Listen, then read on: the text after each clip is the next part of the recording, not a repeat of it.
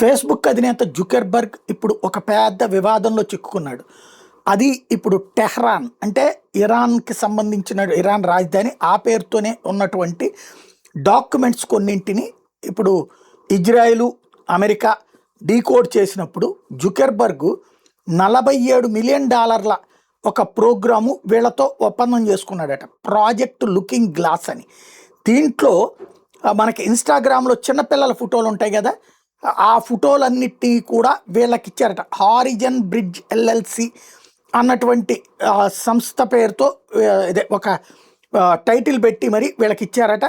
ఇది butterfly foundation అనే వాళ్ళకి ఇచ్చారు. దీనికి గాను $47.2 మిలియన్ 2016 2019 మధ్యలో జుకర్బర్గ్కి డబ్బులు వచ్చినాయి. వాళ్ళ దగ్గర నుంచి 3 సంవత్సరాల్లో ఇంటర్నల్ మెటా డాక్యుమెంట్స్ని ఇప్పుడు డీకోడ్ చేస్తే టెహ్రాన్ సర్వర్ నుంచి ఈ విషయం బయటపడింది. దాని ప్రాజెక్ట్ లుకింగ్ గ్లాస్ అనేటటువంటి అంశానికి సంబంధించి ఇది 14 ఏళ్ల లోపు ఉన్నటువంటి ఇన్స్టాగ్రామ్లో ఉన్నటువంటి చిన్నపిల్లలకు సంబంధించింది.